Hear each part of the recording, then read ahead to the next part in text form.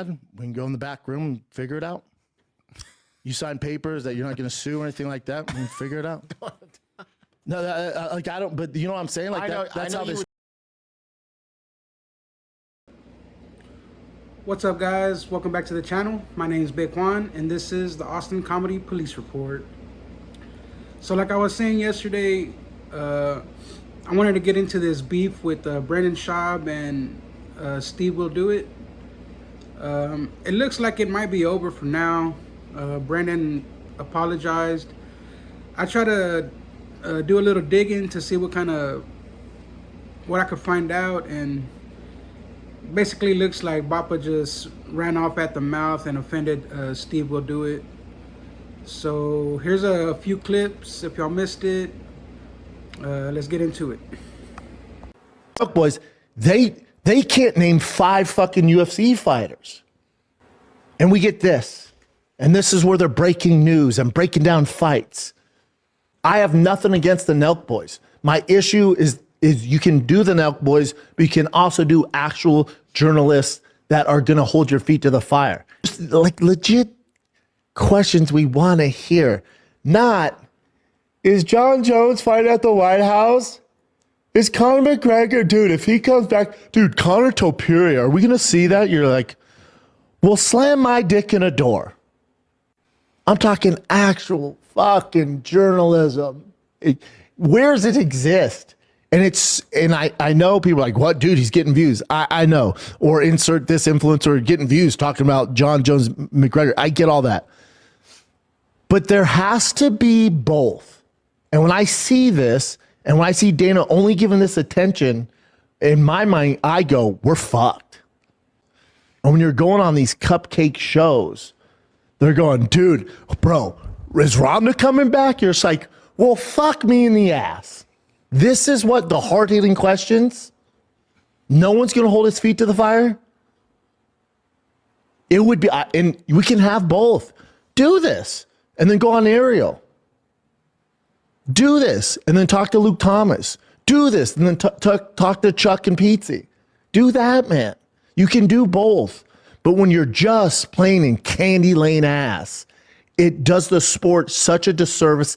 And to be completely honest, nobody takes it serious. None of the Nelk boys, Brandon Schaub, he goes on a podcast and he goes, Steve has gambling debt. And sometimes when you have gambling debt, you do bad things. And he saying I insinuated I fixed the fight because I so happen, which is it's kind of hilarious. I even called Dana and I say, this is so funny. Hey, Brandon Schaub, you can't just call Dana. You call Dana. And Brandon Schaub, I can owe Red Rock Casino $1.6 million and I owe them $300 to $1 million at all times.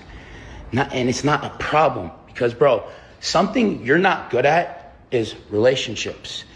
Okay? Put on. Everyone go find the YouTube video of Brandon Schaub talking about Steve Willdoit. And it's like, bro, you gotta roast him. You gotta roast him. That's how you know he's a bad person. Like, okay? And I do something good for a UFC fighter, and you don't know the facts, and then you turn this into I'm a bad person and need money. Brandon Schaub, I know you're gonna be like, well, meet me here and we'll fight. Like, dude, because I have no respect for you, okay? So I'm not like, Brandon Schaub, I have no respect for you. When I make 7 figures a month, let's be honest, I have relationships with everyone. I do whatever the fuck I want. Okay? And I do something good for a UFC fighter, and you don't know the facts, and then you turn this into I'm a bad person and need money. Brandon Schaub, I know you're gonna be like, well, meet me here and we'll fight. Like, dude, I don't need to fight you. I got a sketch. I'm growing up. I got a schedule, dog. Like, it's a lot on that schedule. Makes up lies and talks about other people is not in the schedule. You don't even have the privilege to be like, for me to meet you now. Every single YouTube video, every single Instagram video, you gotta come out because there's nothing behind that. I had nothing. Like, what do you mean? I helped him. It's the coolest thing ever. So until you apologize and make a video and buy me something very nice, I'm gonna keep going. All right, it's official. Until Brandon Schaub buys me something very nice for going on the internet and lying and making up things about me, that seems so like you're such a low IQ individual. Like, you're so small minded. Like, it's like, you forget who what do you mean? Who are you, bro? Like I build companies, dog. Like, my new YouTube videos, all I do is talk about how it's like Brandon Slob, more like Brandon Slob, like Brandon, like, you just think you're cool, can say whatever you want, you're cool because I can do jiu-jitsu. It's like, dude, I just hate that, man. And I keep redoing the stories, but I thought it was a good line. I don't know if I posted it, but it's like, I do a lot of cool things, bro. And like, I don't think I'm like better than everyone else. And it's like, you roll on the floor with guys and you think you're like the king. And yo, have some problems. We're glad to be back, man. Shout out to Dallas. Love Dallas. Absolutely love Dallas. I'm going to start the pod with a little side note, little apology to our boy Steve Willdoit. Last week, we brought up stuff surrounding UFC and gambling. His name was brought up in several articles, and Chin brought up the articles. I read the articles. I react to them. And we probably should have looked into it more.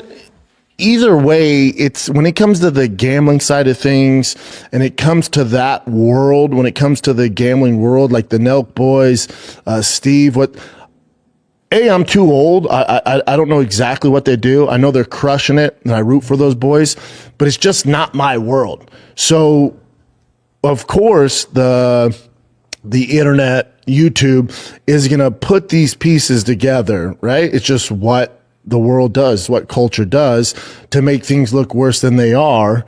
And I think that's why, Steve will do it in his association with the fighter that's being accused of all this stuff.